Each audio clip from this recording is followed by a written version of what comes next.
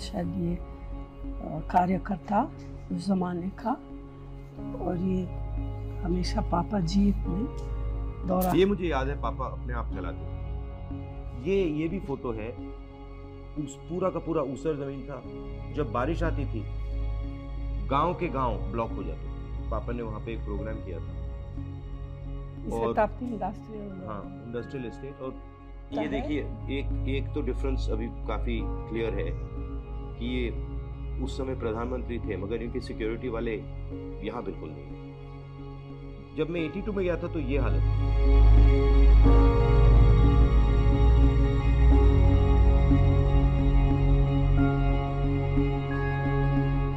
पहली बार आप रायबरेली कब गए? 81-82 शुरू किया काम। हम लोग जाते थे मेडिकल कैंप के लिए। बहुत सारे अच्छे डॉक्टर लोग थे वहाँ के, दिल्ली के, सेवा करने के लिए ये लोग हमेशा मदद करते थे। हमारे परिवार का अमेठी रायबरेली से 100 साल का रिश्ता है। 1921 से पंडित जी उनका राजनीतिक जीवन शुरू किया, और एक किसान का लीडर था बाबा रामचंद्र, उनको मैसेज भेजा कि चलो मिलेंगे, और पंडित जी को अपना दुख बताया। मैं भी जाऊंगा, पंडित जी ने बोला। तो फिर वो प्रतापगढ़ पहले, क्योंकि सबसे ज़्यादा वो किसान का जो था प्रतापगढ़, और फिर रायबरेली भी, और एक दो और नज़दीक के जगह। रायबरेली वैसे राहुल के दादा फिरोज गांधी वहाँ के एमपी थे 53 से। परदादा ने अपना काम, अपनी पॉलिटिक्स रायबरेली में आंदोलन से शुरू की थी अंग्रेजों के खिलाफ। जो उनका काम शुरू हुआ वो रायबरेली में हुआ। उनके देहांत के बाद तो फिर दादी ने लोकसभा लगाई वहाँ से, रायबरेली से। जब मैं अमेठी का एमपी था, रायबरेली के लोग आए थे, आपको याद होगा। आईटीआई के लोग आए थे। आईटीआई को वाजपेयी जी की सरकार बंद कर रही थी। कहा कि देखिए, हमारी नौकरी का सवाल है, हमारे भविष्य का सवाल है।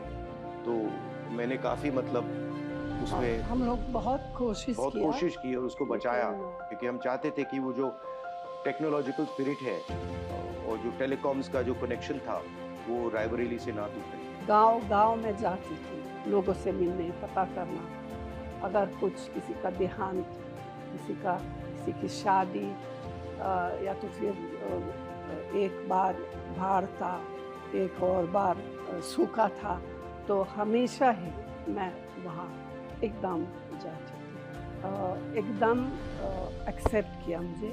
जो रिश्ता था वो जैसे बेटी बहू की रिश्ता था उन लोगों के साथ।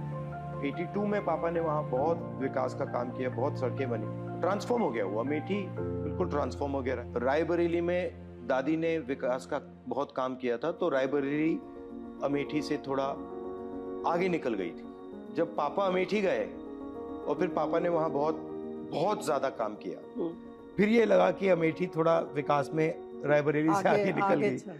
फिर जब हमारी सरकार थी तो इन्होंने भी वहाँ काफ़ी काम किया, और मैंने भी अमेठी में काफ़ी प्रोजेक्ट्स किए।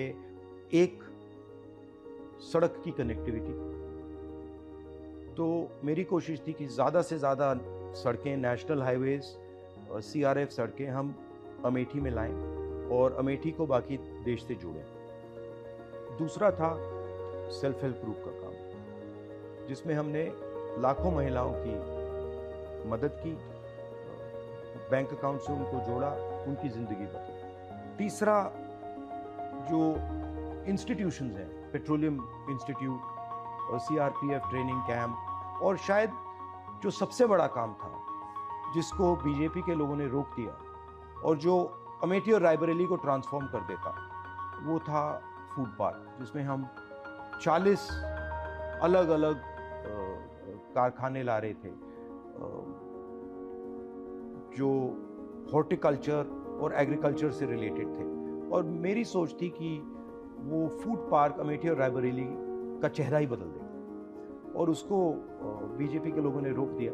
तो यही प्लान मेरा रायबरेली के लिए है कि रायबरेली को बाकी देश से जोड़ा जाए, वहाँ पे मैन्युफैक्चरिंग यूनिट्स और फूड प्रोसेसिंग की स्ट्रेटजी हो।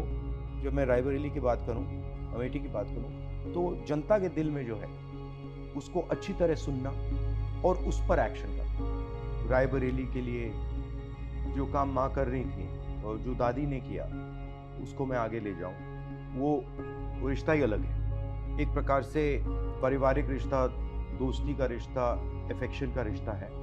तो जैसे मेरा माँ के साथ रिश्ता है, बहन के साथ रिश्ता है, वैसे ही वहाँ के लोगों के साथ हमारा रिश्ता है, वही फीलिंग है। खाना भी बहुत अच्छा लगता है मुझे। रायबरेली में जो वो दाल है, वहाँ पे दाल, अरहर की दाल, वो शायद कहीं दुनिया में नहीं मिलती है वैसी दाल। तो मेरे लिए ये दोनों कॉन्स्टिट्यूंसीज एक हैं। अमेठी और रायबरेली ने हमें सब कुछ दिया है। जब भी अमेठी रायबरेली को जरूरत होगी, हम वहाँ मिलेंगे।